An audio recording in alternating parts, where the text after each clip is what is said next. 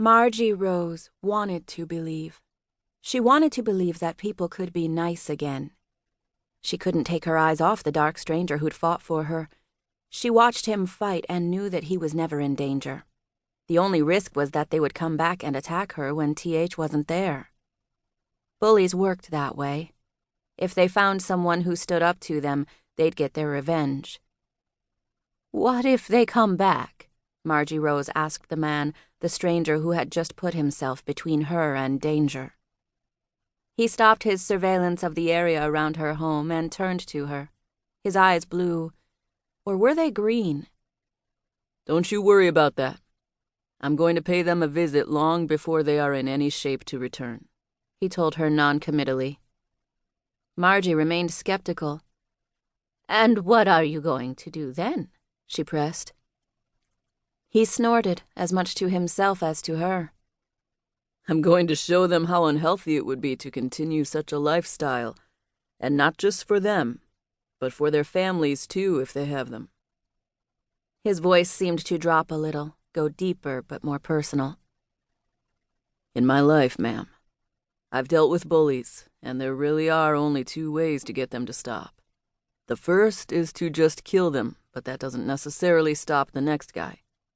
The second is to make them so afraid that they run screaming whenever they think about confronting you again. Bullies can sense each other, so they'll know.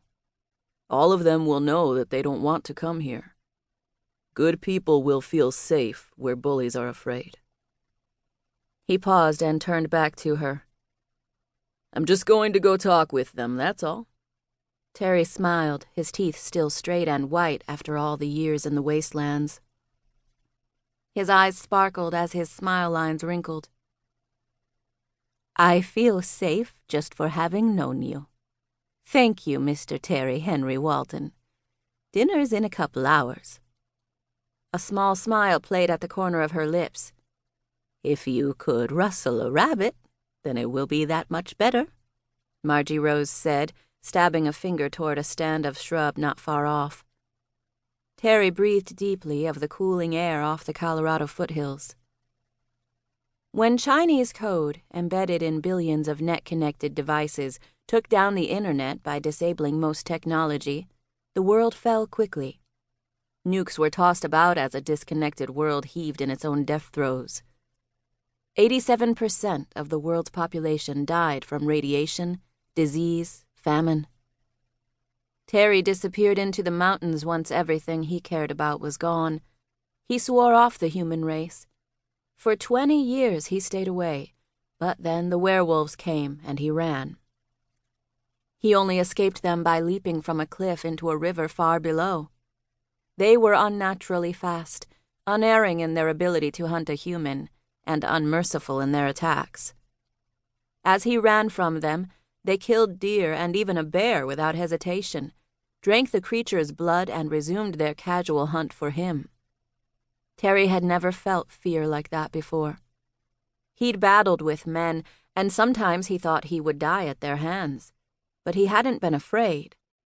The paranormal made his skin crawl. He'd known the stories of the unknown world from his contact with Dan Bossy of TQB. But really? Well, really deep down, he had hoped to never again have to deal with them in his life. When he had finally crawled from the river, exhausted from fighting the currents and bashing against rocks, the werewolves were a long ways away. Terry had staggered to a cabin on the outskirts of a small town. What drew him there were the lights. The town had power, something he hadn't seen in 20 years.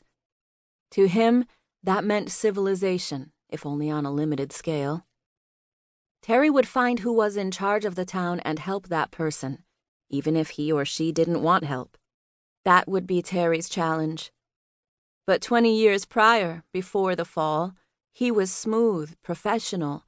He only had to dig deep and find that person, pull him past the years when he had been barely more than an animal. Terry looked at the brush, considering his musings before he walked up to this little cabin.